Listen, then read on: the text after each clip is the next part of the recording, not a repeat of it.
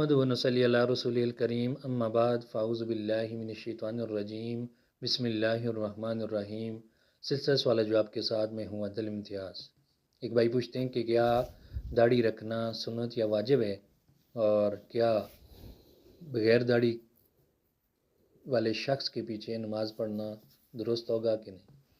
تو میرے بھائی یہ بات سمجھیں کہ داڑھی رکھنا تمام انبیاء اور تمام صحابہ کرام کا یہ سنت عمل ہے، اور نبی کریم صلی اللہ علیہ وسلم سے یہ داڑھی رکھنا اور تمام کے تمام صحابہ کا داڑھی ہونا یہ تعامل کے ساتھ تواتر کے ساتھ یہ ثابت ہے کہ سب کے سب کی داڑھی مبارک ہوا کرتی تھی، اور نبی صلی اللہ علیہ وسلم کی بے شمار حدیث کے اندر یہ حکم آیا ہے کہ داڑھیوں کو بڑھاؤ۔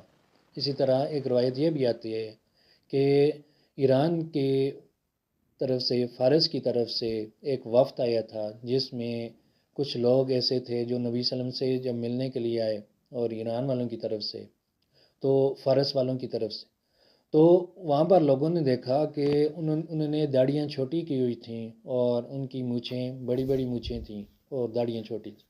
تو نبی صلی اللہ علیہ وسلم نے فرمایا تھا کہ آپ کو یہ کس نے حکم دیا؟ تو انہوں نے کہا جی یہ ہمارے رب نے حکم دیا۔ تو نبی صلی اللہ علیہ وسلم نے فرمایا کہ ہمارے رب نے تو یہ حکم دیا کہ اپنی مونچھوں کو کٹواؤ اور داڑھیوں کو بڑھاؤ۔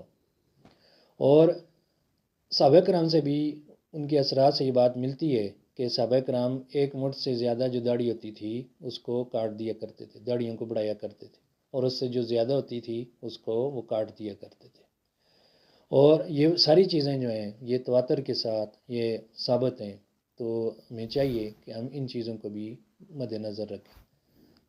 جہاں تک بغیر داڑھی والے شخص کے پیچھے نماز کا تعلق ہے، تو اگر کوئی داڑھی والا شخص اور دین کو سمجھنے والا اور شریعت کا پابند آدمی اگر وہاں پر موجود نہیں، تو اس کی غیر موجودگی میں اگر بغیر داڑھی والے شخص موجود ہے تو اس کے پیچھے نماز پڑھ لینی چاہیے۔